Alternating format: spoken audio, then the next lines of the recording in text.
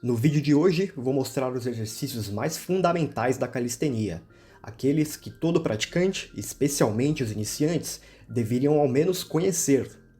Esses exercícios, no total, trabalham praticamente o corpo inteiro, e vou deixar bem claro os músculos que cada um treina, assim como variações que partem de progressões totalmente iniciantes até a versão padrão.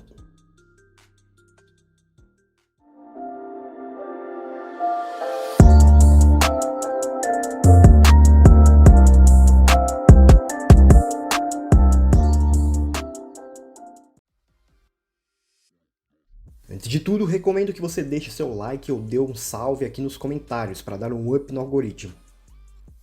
Se você ainda não sabe, a calistenia usa de forma majoritária os exercícios compostos, ou seja, que trabalham mais de um músculo. Isso torna as coisas um pouco mais fáceis, pelo menos no início da jornada, na questão da divisão de treino. Diferentemente da musculação na calistenia, a necessidade de fazer exercícios isolados pode ser dispensada nos primeiros meses de treino. Isso porque, por exemplo, quando treinamos barras, estamos pegando bíceps. Quando treinamos dips, estamos treinando tríceps. Isto é, no mesmo exercício em que é treinado o ombro, também é treinado os braços. E o mais legal de tudo, já foi evidenciado cientificamente que nos praticantes iniciantes, a adição de exercícios isolados num protocolo de exercícios compostos não resultou em ganhos adicionais de hipertrofia e força. Como é de rotina aqui no canal, eu gosto de demonstrar e fazer a divisão anatômica dos músculos que são trabalhados em cada exercício, e aqui será feito da mesma forma. Adicionalmente, serão demonstradas as maneiras completamente iniciantes com progressões, e a versão padrão do movimento. Nessa primeira parte, falarei de dois exercícios básicos fundamentais para a região superior e anterior do corpo. A denominação de anterior é atribuída à parte da frente do corpo, e posterior para a parte de trás. Embora aqui nessa primeira parte estejamos falando mais da porção superior anterior, esses dois seguintes exercícios trabalham um músculo da região posterior do braço, o tríceps. O dip é um exercício clássico para a região superior e o tríceps. Vamos destrinchá-lo rapidamente. Não existe uma única forma correta de fazê-lo, mas aqui inseri essa forma padrão. Partindo-se da região do suporte, com os cotovelos totalmente estendidos e escápulas deprimidas, faça uma extensão de ombro e flexão de cotovelo na fase excêntrica, ou descida, com uma leve inclinação do corpo e mantendo a postura reta. Na fase concêntrica, ou subida, ocorre uma flexão de ombro e extensão de cotovelo, voltando à posição de suporte. Como a força-peso do meu corpo está contra esse último movimento, os principais músculos trabalhados são os flexores de ombro e extensores de cotovelo, tais como peitoral maior, deltoide anterior e tríceps braquial.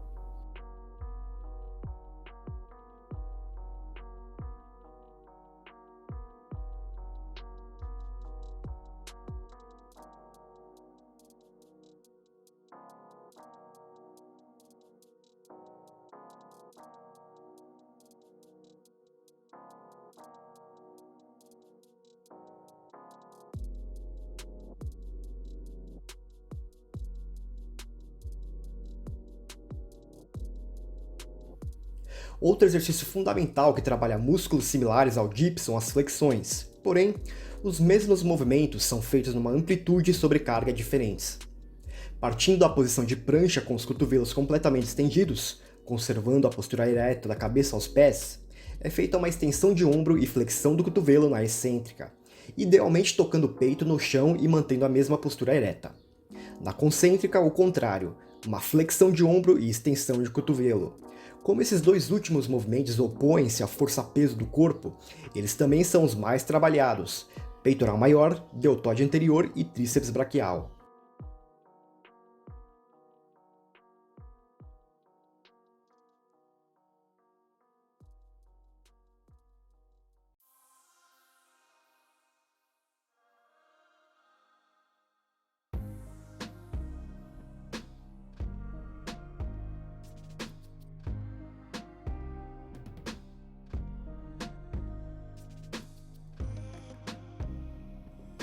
Outro clássico fundamental da calistenia. Esse exercício é geralmente bem difícil para praticantes iniciantes, e por isso mesmo vou falar sobre formas muito mais fáceis de executá-lo e com a mesma biomecânica. Porém, para começar, vou explicar o movimento padrão. Pendurado numa barra, com a pegada na altura dos ombros, cotovelos estendidos e corpo em linha reta, inicia-se a fase concêntrica com uma depressão das escápulas, extensão de ombro e flexão de cotovelo, assim como uma retração de escápula conforme o movimento. Os músculos que estão lidando em maior parte com a resistência são os extensores de ombro, tais como o latíssimo do dorso, deltoide posterior e redondo maior. Esse movimento também explora a flexão de cotovelo, e não a extensão, como nos dips e flexão militar, tendo como músculos primários o braquial, o bíceps e o braquioradial. O movimento de retração também acaba por trabalhar outros músculos das costas, como os romboides, trapézio medial e inferior, tornando o exercício mais completo para essa região.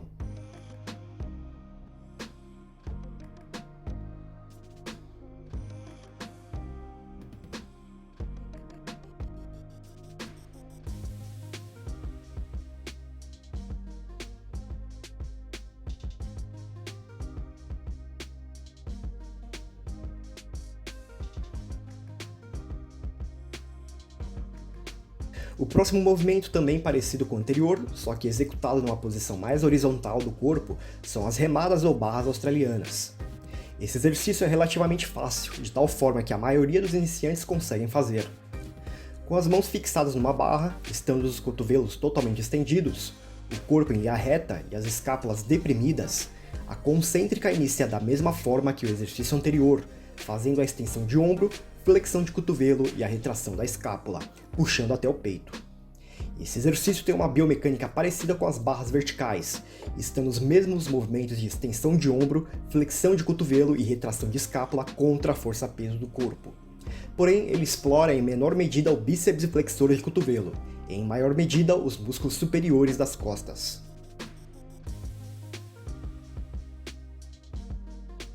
Os próximos exercícios são para a parte da frente, ou anterior, dos músculos da região inferior. O primeiro exercício é o clássico agachamento. Com os pés levemente virados para o lado, o movimento inicia na excêntrica, realizando a flexão de joelho e quadril, além de manter o resto do corpo em linha reta, sobretudo a região inferior das costas, e o peito estufado. Na fase concêntrica ocorre o contrário, a extensão de joelho e quadril. Nesse sentido, os principais agonistas desse movimento são extensores de joelho, sobretudo as porções do quadríceps, reto femoral e os vastos lateral, medial e intermédio. De forma secundária são trabalhados os glúteos máximo, médio e mínimo, além de alguns músculos posteriores de coxa. Quero ressaltar um pequeno detalhe desse exercício. Existem duas formas padrões de executá-lo, que é o agachamento parcial e o completo. Enquanto o parcial é feito numa amplitude de 90 graus, o completo chega a 140 graus. Esse último necessita de boa flexibilidade de dorsiflexão do tornozelo, além da flexão de quadril. Por essa razão, talvez não seja acessível a alguns praticantes iniciantes. Estudos mostram que o agachamento completo pode oferecer maiores ganhos de hipertrofia, força isométrica e performance em saltos. Porém, o agachamento parcial ainda pode ser uma opção, dado que o estudo também já demonstrou que as ativações musculares podem ser similares, tendo ele curiosamente uma ativação maior do glúteo máximo, bíceps femoral e eretores da espinha. O próximo exercício é o afundo. Ele é bem parecido em questão de ativações musculares com o agachamento padrão, com pesquisas demonstrando ativações maiores do reto femoral e vasto lateral em comparação. Partindo da posição das pernas numa espécie de triângulo, com uma mais à frente e outra mais atrás, e conservando a postura ereta, realiza-se uma flexão de joelho com ambas as pernas, até o joelho da perna de trás tocar no chão. Nesse exercício são explorados músculos similares ao agachamento.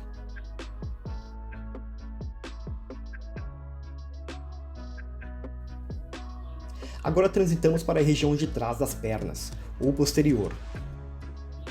Os exercícios já citados como agachamentos e afundos exploram a porção posterior apenas secundariamente, ou seja, não são suficientes para estimular essa região. Por essa razão, para que desequilíbrios sejam evitados, os exercícios da região posterior entram no processo. Para o primeiro exercício, darei créditos ao Daniel Cunha. Esse é o Hanging Leg Curl.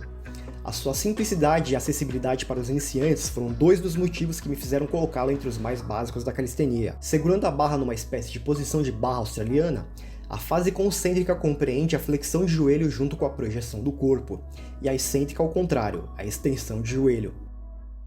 Como aqui queremos treinar o posterior de coxa e alguns outros músculos da região posterior e inferior, nesse exercício a força-peso do corpo está contra o movimento de flexão de joelho e isometricamente contra a extensão de quadril.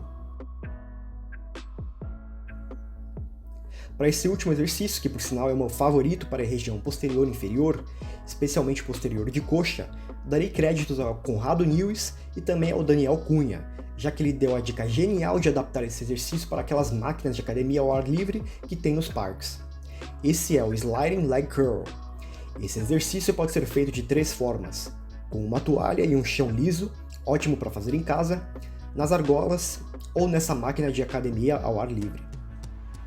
Apenas com a parte superior das costas, a ponta dos dedos das mãos e a parte inferior do calcanhar apoiados na superfície, mantendo a linha reta com o resto do corpo, realiza-se a flexão de joelho e extensão de quadril.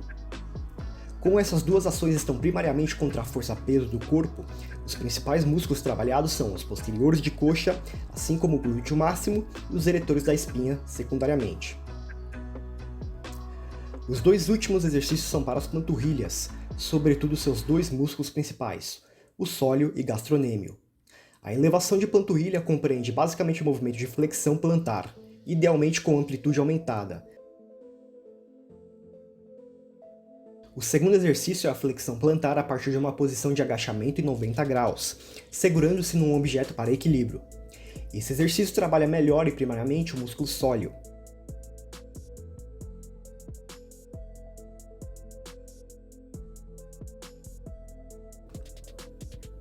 Para fechar esse vídeo, agora vamos falar do famigerado core. Antes de tudo, eu gostaria de falar que o core não é apenas o abdômen, como 90% dos canais de calistenia e musculação propagam. Em média, o core parece comportar 29 pares de músculos. Como esse é um assunto um pouco mais complexo e até cheio de controvérsias, eu deixo esse meu post do Instagram como material complementar. Porém, o que eu gostaria de observar é que praticamente todos os exercícios que eu já mostrei trabalham a região do core, tanto as partes anterior e posterior quanto as mais superficiais e profundas, sobretudo na questão da estabilização. Glúteos, eretores da espinha, transverso abdominal e multifídio são alguns dos músculos do core que são efetivamente treinados nos movimentos básicos das regiões superior e inferior já mencionados. Só que pode acontecer que por alguma razão alguns exercícios acabam não sendo bem treinados, ou o praticante tenha em mente a aquisição de um movimento específico para algum músculo do core. Não quero esgotar esse assunto agora, mas vou falar de alguns exercícios básicos da calistenia. Um deles são os leg raises, um movimento que trabalha bastante a flexão de quadril e serve como preparação para movimentos estáticos como o L-sit e o V-sit. Outros que ajudam bem indiretamente movimentos mais avançados da ginástica e do street workout são a prancha isométrica e a posição de hollow body. Se você é iniciante em calistenia e procura construir um corpo bastante funcional e estético apenas no conforto de casa, o Atleta em Casa é o melhor material a ser obtido. Comporta amplo conteúdo em vídeo, e-book, compartimentação em módulos e uma comunidade exclusiva, tudo feito por um especialista na área da calistenia e educador físico. Consulte o link aqui na descrição.